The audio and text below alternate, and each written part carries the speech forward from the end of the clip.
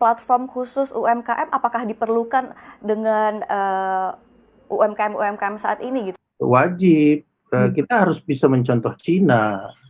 Kita harus bisa mencontoh Cina ya. Seperti Alibaba ada beberapa kan di sana. Akhirnya dia produk-produk Cina itu dimasukkan di dalam satu aplikasi yang khusus untuk produk-produk Cina semuanya. Pertanyaan saya, apakah Indonesia punya satu aplikasi sampai kepada payment loh, lengkap?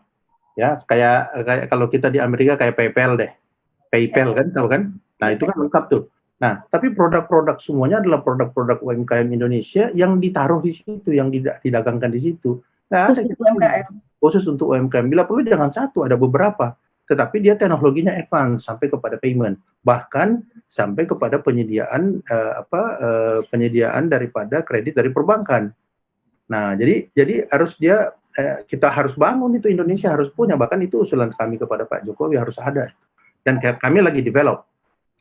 Asosiasi UMKM sudah develop dan sudah jadi, gitu. Tinggal kita presentasikan kepada pemerintah.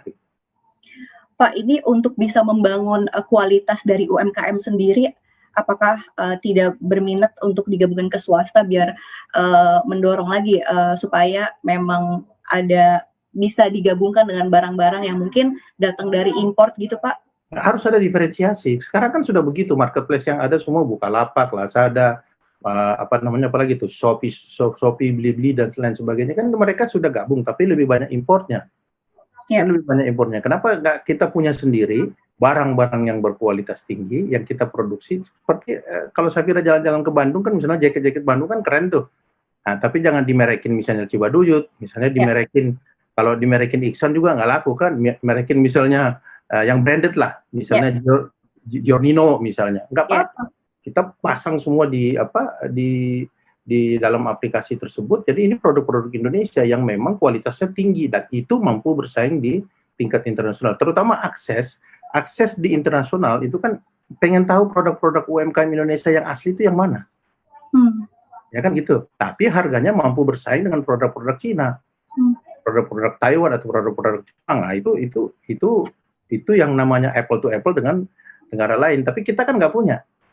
Khusus untuk UMKM kita yang kita diproduksi oleh anak-anak bangsa kita. Padahal banyak, sangat banyak.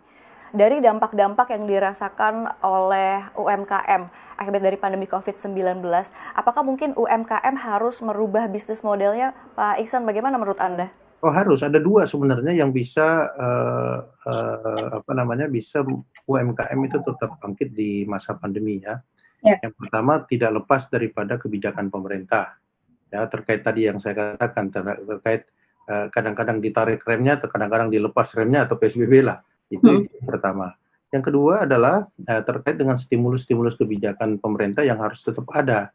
Karena tidak ada yang menjamin di tahun 2021 ini COVID berhenti walaupun ada vaksin.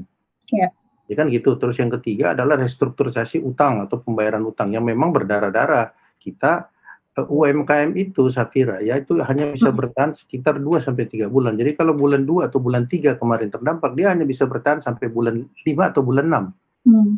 Nah, jadi sekarang sudah ibaratnya sudah terpapar yang namanya bangkrut.